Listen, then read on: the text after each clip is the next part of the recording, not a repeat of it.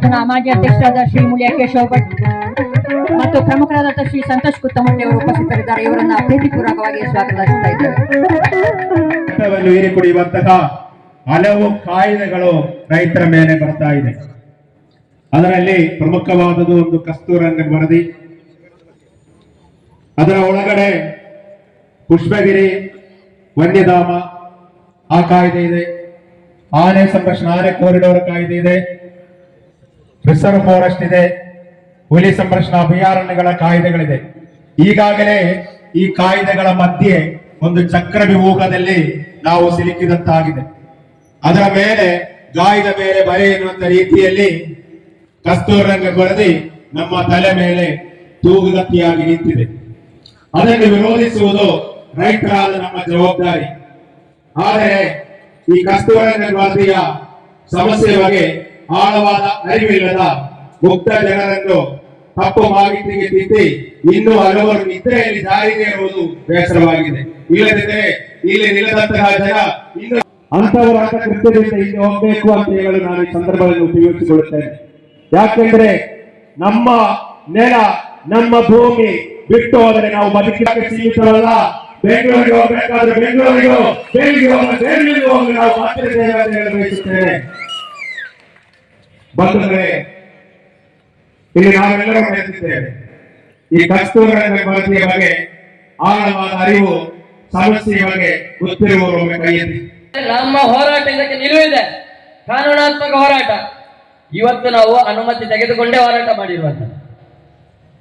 ಹಿಂದೆ ಒಂದು ಮಾತಿದ್ದು, ರೈತ ಅಂದ ತಕ್ಷಣ ಹೆಪ್ಪೆಟ್ಟು ಅಂತ ಹೇಳಿ. ಈಗ ನಾವು ಹಾಗೆಲ್ಲ, ಎಲ್ಲರೂ ನಾವು ಮಾಸ್ಟರ್ ಆಫ್ ಡಿಗ್ರಿ ಆದ್ರೂ ಪಡ್ಕೊಂಡಿದ್ದೇವೆ. ನಾವು ನೆನಪಿಟ್ಕೊಳ್ಳಿ, ಇಲ್ಲಿದ್ದವರು ಡಾಕ್ಟರ್ಸ್ ಇದ್ದಾರೆ, ವಕೀಲರು ಇದ್ದಾರೆ, ರಾಜಕಾರಣಿಗಳಿದ್ದಾರೆ. ಇನ್ನೇನು, ನಿಮ್ಮನ್ನು ಇಲ್ಲಿ ಬಂದಿರೋದು ನಿಮ್ಮ ದನಿಗಳು.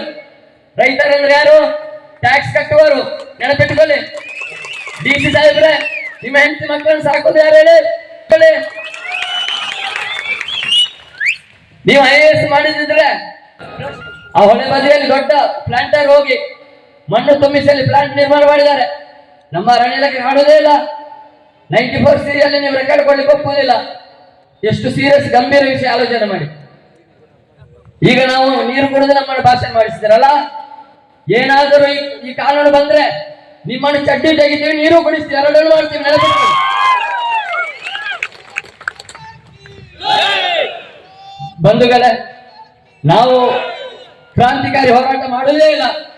ಆದರೆ ಏನಾದರೂ ಇದೇ ಬರುವ ಜನವರಿ 15ರೊಳಗೆ ನೀವು ಈ ಕಾನೂನು ಜಂಟಿ ಸರ್ವೆ, ಗಡಿ ಗುರುತು, ಪಶ್ಚಿಮ ಘಟ್ಟವು ಜನವಸತಿ ಪ್ರದೇಶ ಗಡಿ ಗುರುತು ಎರಡು ಮಾಡೇ ಇದ್ರೆ ಇದೇ ಗುಂಡಿಯ ರಸ್ತೆಯನ್ನು ತಡೆದು ರಾಷ್ಟ್ರೀಯ ನ್ಯೂಸ್ ಮಾಡ್ತೀವಿ. ನೆನಪಿಟ್ಟುಕೊಳ್ಳಿ. ಬಂಧುಗಳೇ ಇದ್ದಾರೆ, ಅವ್ರ ಹೆಂಡತಿ ಮಕ್ಕಳಿದ್ದಾರೆ. DC ಅವರೇ, DF ಅವರೇ, ನಿಮ್ಮ ಮನೆಗೆ ಬರ್ಬೇಕು. ನಾವು ಬರಬೇಕಿದ್ರೆ 15ರ ನಂತರ ನಿಮ್ಮ ಮನೆಗೆ ನಾವು ಎಲ್ಲ ರೈತರು ಬರ್ತೇವೆ. ನೀವು ನಮಗೆ ಅನ್ನ ಹಾಕ್ಬೇಕಾಗ್ತದೆ ಮುಂದೆ, ನೆನಪಿಟ್ಕೊಳ್ಳಿ. ಆದ್ದರಿಂದ ಕಸ್ತೂರಂಗನ್ ವರದಿ ಬಂದ್ರೆ ಏನಾಗುವುದಿಲ್ಲ ಎಂಬ ಒಂದು ಇದಕ್ಕೆ ಇಲ್ಲಿ ಉದಾಹರಣೆ ಇದೆ, ಏನಾಗ್ತದೆ ಎಂಬುದು. ರಸ್ತೆ ಇಲ್ಲ. ನನ್ನ ಒಂದು ಆತ್ಮೀಯರಿದ್ದಾರೆ, ದಿಡುಪೆ ಕುದುರೆಮುಖ ವೈಲ್ಡ್ ಮೈಲಪ್ಪ ಗೌಡ್ರು ಅಂತ ಹೇಳಿದ್ರೆ ಕ್ರೂರಿಗಳ ರೀತಿಯಲ್ಲಿ ನಡ್ಕೊಂತ ಇದ್ದಾರೆ. ಕಂದಾಯ ಇಲಾಖೆಯವ್ರಿಗೆ ಅಧಿಕಾರ ವ್ಯಾಪ್ತಿ ಏನು ಅನ್ನೋದೇ ಗೊತ್ತಿಲ್ಲ. ಕಂದಾಯ ಇಲಾಖೆ ಜಾಗನ ಯಾವ ಗೋಮಾಳ ಹೋಗ್ಲಿ ಡೀಮ್ಡ್ ಅಂತಾರೆ, ಇನ್ನೊಂದು ಜಾಗಕ್ಕೆ ಹೋಗ್ಲಿ ಸೆಕ್ಷನ್ 4 ಅಂತಾರೆ, ಇನ್ನೊಂದು ನೋಡ್ಲಿ ಸಾಮಾಜಿಕ ಅರಣ್ಯ ಅಂತ ಹೇಳ್ತಾರೆ. ಅರಣ್ಯ ಇಲಾಖೆಯವರು ಅವ್ರ ಜಾಗನ ಸಾಮಾಜಿಕ ಅರಣ್ಯ ಬೆಳೆಯ ಕೊಟ್ಟು ಮತ್ತೆ ವಾಪಸ್ ತಗೋಬೇಕು ಅನ್ನೋದೇ ಮರ್ತೋಗ್ಬಿಟ್ಟಿದ್ದಾರೆ. ಇವತ್ತು ಏನು ಈ ಮಲೆನಾಡು ಭಾಗದಲ್ಲಿ ಬದುಕ್ತಾ ಇದೀವಿ, ಒಬ್ರಿಗೆ ಹಕ್ಕುಪತ್ರ ಕೇಳಕ್ ಹೋದ್ರೆ ಇದು ಸೆಕ್ಷನ್ 4 ಬರುತ್ತೆ ಅಂತ ಹೇಳ್ತಾರೆ. 53 ಹಾಕೊಂಡ್ರೆ ಇದು ಡೀಮ್ಡ್ ಫಾರೆಸ್ಟ್ ಬರುತ್ತೆ ಅಂತ ಹೇಳ್ತಾರೆ. ಮಲೆನಾಡು ಭಾಗದ ಯಾವ ರೈತರಿಗೂ ಕೂಡ ಬದುಕಲಿಕ್ಕೆ ಸಾಧ್ಯ ಇಲ್ಲ. ನಾನು ಮೊನ್ನೆ ಈಶ್ವರ್ ಖಂಡ್ರೆ ಅವರು ಕರೆದಿದ್ರು ಕಸ್ತೂರಿ ರಂಗನ್ ವರದಿ ಜಾರಿ ಬಗ್ಗೆ ನಮ್ಮ ಅನಿಸಿಕೆಗಳನ್ನ ಹೇಳಲಿಕ್ಕೋಸ್ಕರ ನಮಗೆ ಸಭೆನ ಕರೆದಿದ್ರು. ಎಲ್ಲ ನನ್ನ ಆತ್ಮೀಯ ಎಲ್ಲ ಶಾಸಕರು ಕೂಡ, ಈ ಭಾಗದ ಶಾಸಕರು ಕೂಡ ಹಾಜರಿದ್ರು.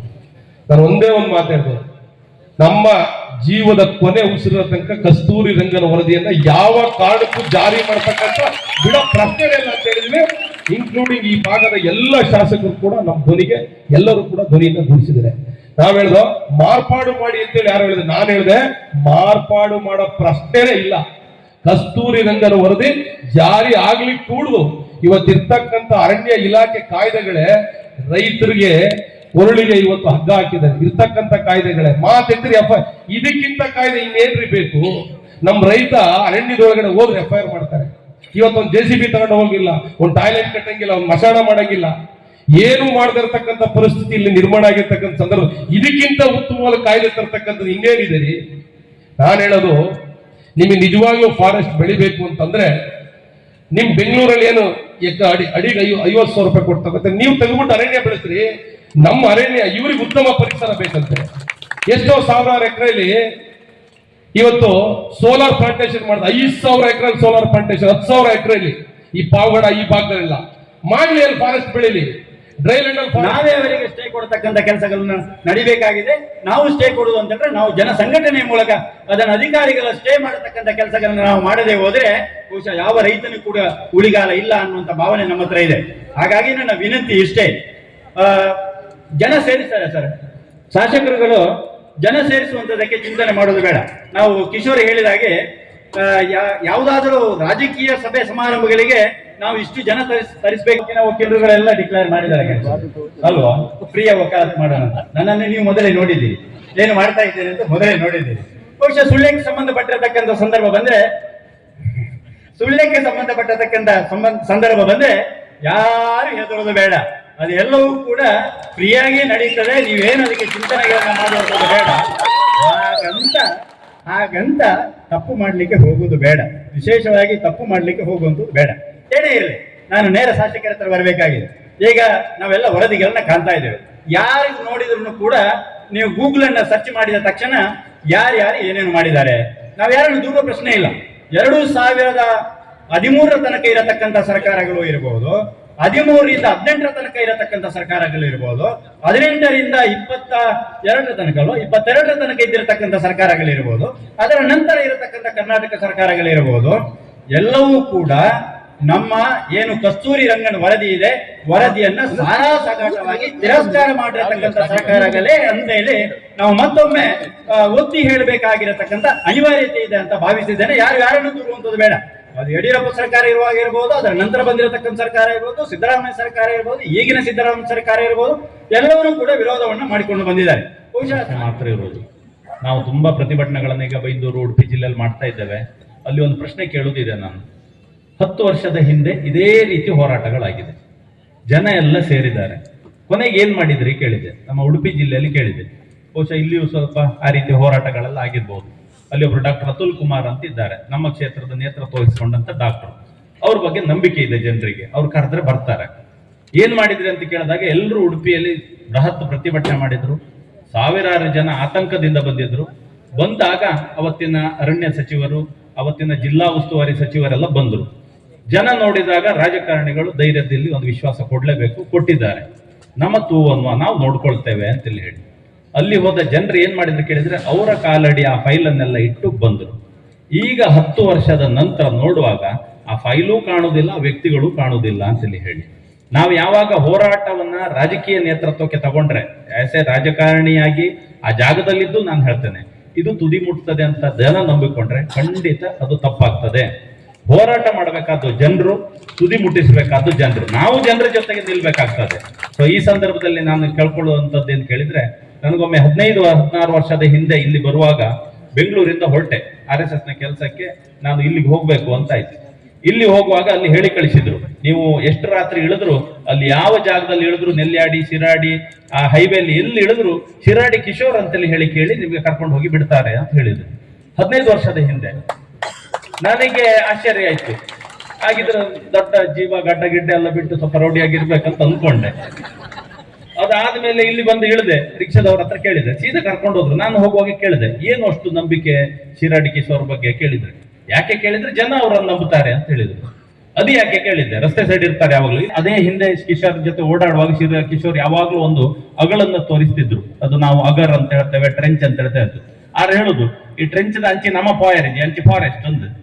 ನಾನು ಕೇಳುದು, ಅಂಚಿ ನಮ್ಮ ಪಾಯರ್ ಇದ್ದಿಂದ ಅಕ್ಲದಾನ ಇಂಚಿ ಬರ್ಕೊಂಡು ಬೊಕ್ಕ ಫಾರೆಸ್ಟ್ ಹಿಡಿದು ಇಂಚಿಗೆ. ಇವತ್ತಿನ ನಮ್ಮ ಪ್ರಶ್ನೆ ಇರುವುದು ಅದೇ. ಈಗ ಆ ಅಗಳ್ ಅನ್ನುವಂಥದ್ದು ಏನಿದೆ, ಆ ಟ್ರೆಂಚ್ ಅನ್ನುವಂಥದ್ದು ಏನಿದೆ, ಅದರ ಒಳಗಡೆ ಯಾವ ಫಾರೆಸ್ಟ್ ಕಾನೂನು ಇರ್ಲಿ ಮಾಡ್ಕೊಳ್ಳಿ, ಯಾವ ಪರಿಸರ ರಕ್ಷಣೆ ಇದೆ ಮಾಡ್ಕೊಳ್ಳಿ, ಯಾವ ಕಾನೂನು ಕಟ್ಲೆ ಇದೆ ಮಾಡ್ಕೊಳ್ಳಿ, ಆದ್ರೆ ಅದಕ್ಕಿಂತ ಈಚೆ ಇರುವುದು ಜನಜೀವನ. ಜನರು ಹೇಗೆ ನಮ್ಮ ಸಕಲೇಶ್ಪುರದ ಶಾಸಕರು ಹೇಳಿದ್ರು, ನಾವು ಯಾರು ಹೊರಗಡೆ ಇದ್ದೇವೆ ಕೇಳಿದ್ರೆ ಫಾರೆಸ್ಟಿನ ರಕ್ಷಣೆಗೆ ನಾವಿದ್ದೇವೆ. ನಾವಿಲ್ಲಿ ಯಾರು ಇಂಡಸ್ಟ್ರಿಯಲಿಸ್ಟ್ ಇಲ್ಲ, ಯಾರು ಮೈನಿಂಗ್ ಲಾರ್ಡ್ಸ್ ಇಲ್ಲ, ಎಲ್ಲರೂ ಸಹಿತ ಕೃಷಿಕರು ಯಾರು ಕೇಳಿದ್ರು ಫಾರೆಸ್ಟ್ ಅನ್ನ ಪೂರಕವಾಗಿ ಬದುಕ್ತಾ ಇರುವವರು. ತೆಂಗಿನ ತೋಟ ಮಾಡೋದ್ರಿಂದ ಅಲ್ಲಿ ತೋಟ ಹಾಳಾಗ್ತದಂತಿಲ್ಲ, ಅಡಿಕೆ ತೋಟ ಮಾಡೋದ್ರಿಂದ ಫಾರೆಸ್ಟ್ ಹಾಳಾಗ್ತದಂತಿಲ್ಲ. ಬಟ್ ಏನಾಗಿದೆ ಕೇಳಿದ್ರೆ ಈ ಹೋರಾಟ ಅನ್ನುವಂಥದ್ದನ್ನ ದಿಕ್ಕು ತಪ್ಪಿಸುವ ಎಲ್ಲಾ ಪ್ರಯತ್ನಗಳು ಆಗ್ತಾ ಇದೆ. ಇದಿಷ್ಟಕ್ಕೂ ಬಹುಶಃ ವೇದಿಕೆಯಲ್ಲಿ ಇದ್ದವರಷ್ಟು ಜನ ಸಾಕ್ಷಿ. 10 ವರ್ಷದ ಹಿಂದೆ ಹೋರಾಟ ಎಲ್ಲೋ ಒಂದ್ ಕಡೆ ಹಳ್ಳ ಹಿಡಿದಿತ್ತು. ಕೇರಳದಲ್ಲಿ ಒಂದು ತುದಿ ಮುಟ್ತಿದ್ರು ಅನ್ನುವಂತ ಗೌರವ ನಮಗಿದೆ, ಆದ್ರೆ ಇಲ್ಲಿ ಯಾಕೆ ತುದಿ ಮುಟ್ಲಿಲ್ಲ ಅನ್ನೋ ಪ್ರಶ್ನೆನೂ ನಮಗಿದೆ. ಹಾಗಾಗಿ ನಾವು ಅಂದ್ಕೊಂಡದ್ದೇನು ಕೇಳಿದ್ರೆ, ಕಾನೂನಾತ್ಮಕವಾಗಿ ಇದನ್ನ ಎದುರಿಸ್ಲಿಕ್ಕೋಸ್ಕರ ಹೇಗೆ ಕಡಬದ ಲಾಯರು, ಸುಳ್ಯದ ಲಾಯರ್ಗಳು ಹೇಗೆ ಹೇಳಿದ್ರು ನಾವು ನಿಮ್ ಜೊತೆಗೆ ಇದ್ದೇವೆ ಅಂತ ಹೇಳಿ, ನನಗನ್ನಿಸ್ತದೆ ಪ್ರಮುಖ ಪಾತ್ರಧಾರಿಗಳು ಅವರೇ ಆಗಬೇಕಾದ ಅವಶ್ಯಕತೆ ಇದೆ. ಕಾನೂನಿನ ಗೊಂದಲಗಳಿದೆ, ತುಂಬಾ ವಿಷಯಗಳಿದೆ. ನಾವಿಲ್ಲಿ ಹೋರಾಟ ಮಾಡ್ತೇವೆ, ಹೀಟ್ ಹತ್ತಿಸ್ತೇವೆ, ಹವಾ ಹೇಳ್ತದೆ, ಜನ ಹೇಳ್ತಾರೆ, ರಾಜಕಾರಣಿಗಳು ಬರ್ತಾರೆ, ಭಾಷಣ ಮಾಡ್ತೇವೆ. ಆದ್ರೆ ಕೊನೆಗೆ ನಮ್ಮ ಹಿಂದೆ ಜಗದೀಶ್ ಕಾರಂತರ ಭಾಷಣ ನಾನು ಕಿಶೋರ್ ಯಾವಾಗ್ಲೂ ಜೀವನದಲ್ಲಿ ಕೇಳೋದು, ಭಾಷಣ ಬಿಗಿ ಆಯ್ತು, ಭಾಷಣ ಚೆನ್ನಾಗಾಯ್ತು, ರಸ್ತೆ ತಡೆ ಅಲ್ಲ, ಗಾಡಿ ಎಲ್ಲ ಉಡಿ ಮಾಡುವಷ್ಟು ರೋಷ ಬರ್ತದೆ, ಎಲ್ಲ ಆಯ್ತು. ಅವ್ರು ಹೇಳೋದು ಭಾಷಣ ಕೇಳುವಾಗ ರೋಮ ಎದ್ದು ನಿಲ್ತದೆ, ಆಮೇಲೆ ಮನೆಗೆ ಹೋದ ತಕ್ಷಣ ರೋಮವು ಮಲಗ್ತದೆ ಅಂತ. ಸೊ ಹೋರಾಟದ ಕೆಚ್ಚ ಅನ್ನುವಂಥದ್ದು ಅಲ್ಲಿಗೆ ಬಿಟ್ಟು ಬಿಟ್ರೆ ಆಗುದಿಲ್ಲ. ಹಾಗಾಗಿ 10 ವರ್ಷದ ಹಿಂದೆ ಅಕಸ್ಮಾತ್ ರಾಜಕಾರಣಿಗಳ ಕೈಗೆ ಫೈಲ್